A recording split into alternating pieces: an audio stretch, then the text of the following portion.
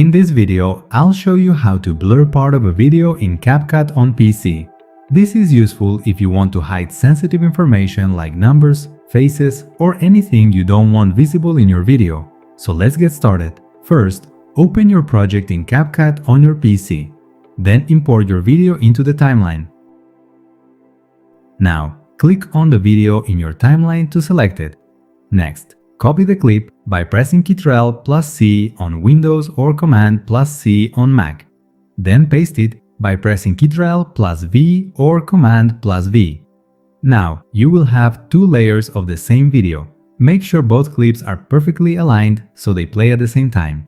To do that, click and drag the top clip so it matches exactly with the bottom one. Now go to the top menu and click on Effects. Search for Blur and choose a blur effect you like. Drag and drop the blur effect onto the bottom layer.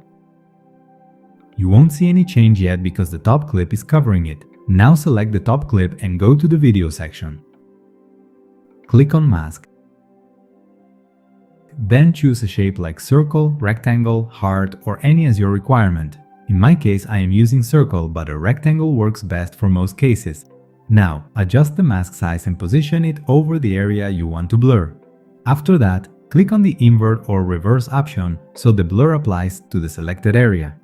At this point, the selected area is blurred and everything else is clear. However, if your object is moving, the blur won't stay in place automatically.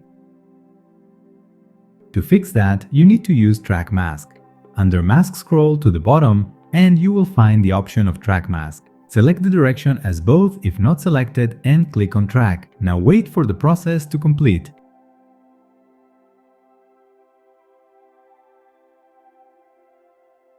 This will make the blur follow your object smoothly. Now when you play the video back, you'll see the blur stays on the selected area and moves along with it. And that's it. That's how you can blur part of a video in CapCut on PC and track moving objects easily.